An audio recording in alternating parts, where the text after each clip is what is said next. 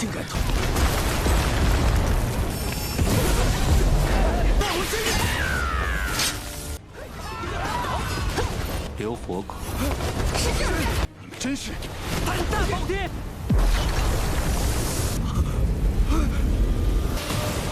虚空，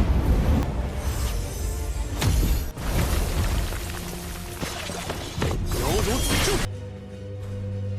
我们一起去，我跟你们一起。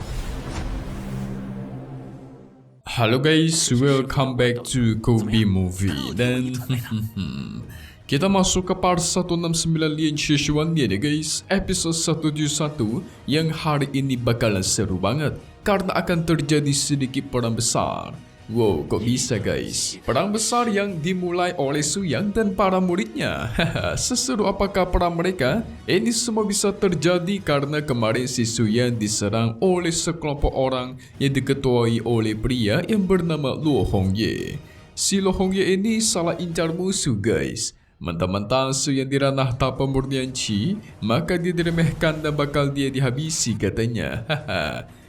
Dalam waktu singkat, semua anak buahnya itu dipecahkan tubuhnya seperti balon udara oleh Suyang. Dan tersisa si Hongye seorang. Sehingga Hongye pun dijadikan sebagai babu untuk membawakan jalan buat Suyang dan para muridnya. Karena si Suyang tidak mengenal alam semesta guys. Tapi kemarin kan kita udah dibuat penasaran juga. Ada satu musuh yang bisa membuat Guru Cui itu terluka parah sampai sekarang. Nah, siapakah musuh itu? Itulah yang Suyang cari-cari sekarang guys. So, maka dari itu, kita masuk ke intro ya guys. 我不想知道，师傅话，你的寿元到底还剩几年呢？ Sementara itu di Sekte Taluo, tepatnya di wilayah Dewa Tanpa Batas, ini merupakan dunianya si Luo Hongye. Mereka yang sedang asik ngopi-ngopi dan makan, bisa dibilang sumber daya di wilayah ini sudah menipis. Jadi harapannya cuma bisa mendapatkan wilayah dewa lain yang sumber dayanya melimpah. Jadi kerjaan mereka itu merampok guys. Tapi tiba-tiba muncullah kapal terbakar yang langsung meledak di depan Sekte Taluo dan Duar.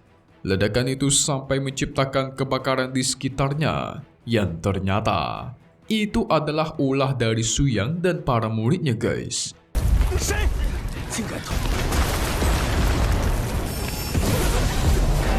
Siapa yang begitu berani menciptakan kekacauan di Sekte Taluoku? Teriak mereka. Melihat kemunculan Suyang dan para murid yang tidak dikenal, tentu mengundang perselisihan. Serangan pedang pun dilancarkan dan Duar dengan mudah ditahan oleh Yaya. Yang ternyata guys, Luo Hongye yang Suyang jadikan budak pembawa jalan itu adalah ketua dari Sekte Taluo ini. Mereka para anak buah yang terus mengoceh. Kalau Sekte Taluo mereka ini adalah sekte yang terkuat, akan menguasai seluruh wilayah Dewa Tanpa Batas. Tapi di satu sisi si Luo Hongye menyuruh mereka untuk terus diam guys. Si anak buahnya gak mau berhenti mengoceh pula. Terus menyombongkan kehebatan dari Sekte Taluonya. Katanya sekte mereka suka merampas harta. Bahkan terkenal akan kekejamannya. Suka merampas dan suka membantai musuh. Waduh, auto makin tertekanlah si Luo Hongye ya kan. Pada akhirnya dia pun capek dan langsung menyuruh mereka semua untuk diam. Bahkan dia menyuruh mereka semua agar memberikan hormat kepada ketua sekte yang baru, yang tidak lain adalah Suyang. Apa? Ketua sekte baru siapakah itu? Suyang alias leluhur Su. Cuma di tapa murnian Qi mana pantas menjadi ketua sekte kami, balas mereka. Kalau ketahuan oleh sekte-sekte lain mereka memiliki seorang ketua sekte yang ranahnya sangat rendah, itu malah jadi bahan tertawaan nanti. Hahaha, super memalukan. Suyang pun menyuruh para muridnya untuk kasih pelajaran kepada keroco ini guys dan Duar. Dalam waktu singkat, mereka semua dibuat bonyok dan berlutut.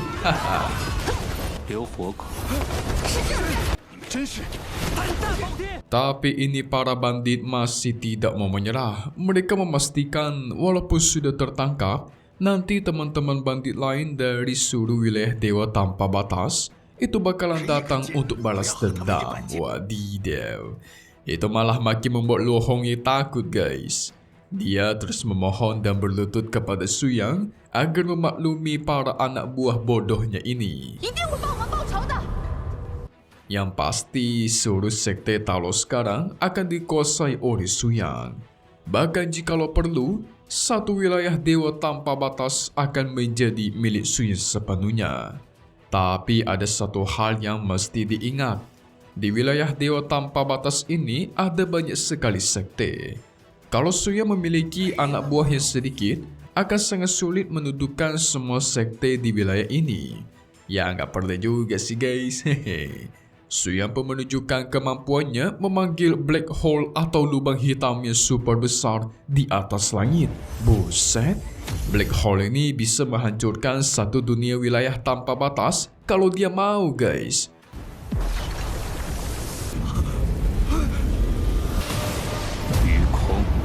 Tapi Su Yang menggunakan kekuatan black hole untuk menghisap semua kekuatan spiritual awal dari dunia yang ada di sebelahnya. Dari planet yang di sebelahnya, gila gak tuh? Sangatlah kuat sampai membuat Luo Hongye tidak bisa berkata apapun. Yaya pun beraksi, mengatakan kepada mereka, makanya kalian cukup tunduk dan setia kepada leluhur suku. Maka kalian juga akan mendapatkan keuntungan yang luar biasa. Leluhur Su sebagai dukungan terkuat dari sekte Tianlan.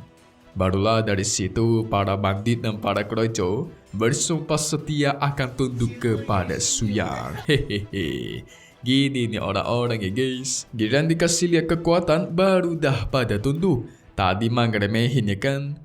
Mulai hari ini juga nama sekte Talo itu berubah menjadi sekte Tianlan. Dan wilayah Dewa Tanpa Batas berubah menjadi wilayah Dewa Tianlan. Su Yang pun menyuruh mereka untuk mengumumkan ke seluruh alam semesta kalau sekte Tianlan sudah muncul ke dunia sebagai sekte baru guys.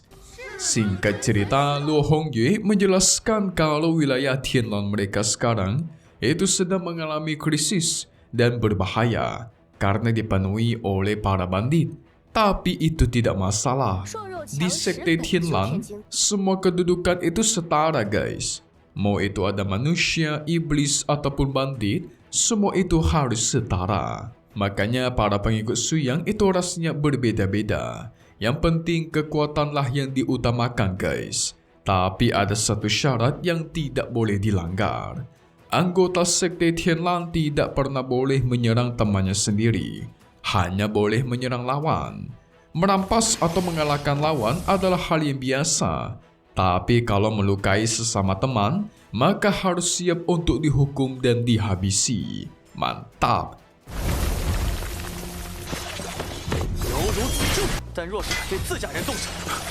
Para murid Su yang bersiap untuk mengajari semua sekte yang ada di wilayah Tianlan. Yang pasti mereka akan mengajarkan yang namanya kesetiaan, yaitu dengan cara menundukkan semua sekte di sana dengan kekuatannya guys. Hehe. Memang sekte Tianlan sedari awal itu terkenal akan kekuatannya guys. Kalian lihat saja si Su Yang, paling kuat untuk sekarang ya kan.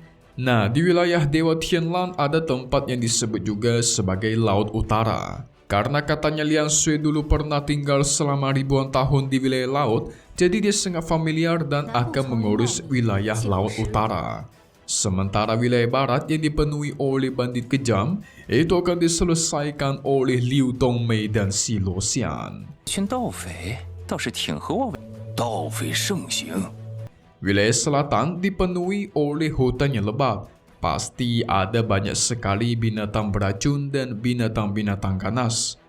Kong Yan dan Ting Feng bersama si wanita tombak api itu bakalan pergi ke sana. Nah, untuk wilayah timur kira-kira siapa ya guys? Hehe. Kita bakal tahu nanti.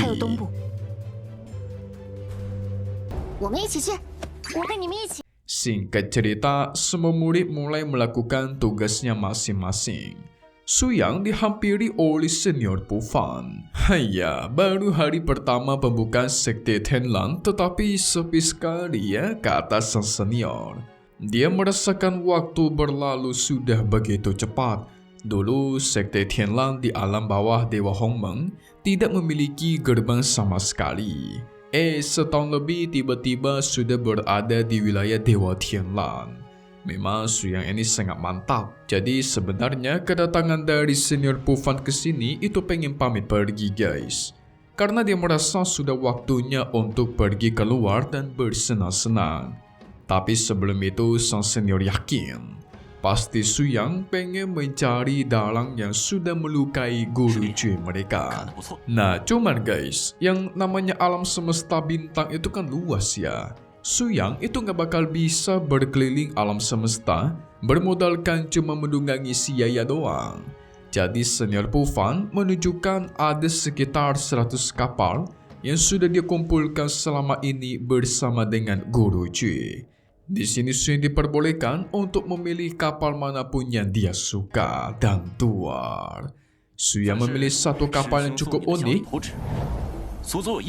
disebut juga sebagai Raja Angkasa nomor 56.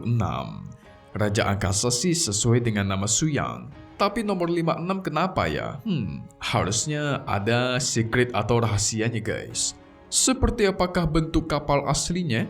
Pasti kalian pada kepo kan? Karena menurut Mimin bentuknya itu keren banget guys. So langsung saja kita masuk ke bagian preview untuk spoiler part 170 Lian Chishuanyan episode 172-nya di hari Sabtu. Oke guys, jadi nanti kita semua bakal melihat, wah inilah bentuk kapalnya yang sangat besar.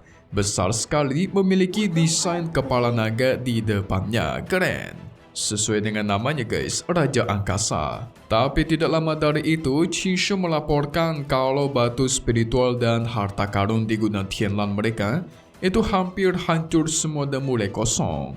Waktu kenapa tuh guys? Harta karun Su Yang tidak boleh ada yang ganggu. Bisa-bisa murka dia. Sehingga dia bakal turun tangan untuk menyelesaikan masalah ini. Harta karun Su Yang nih.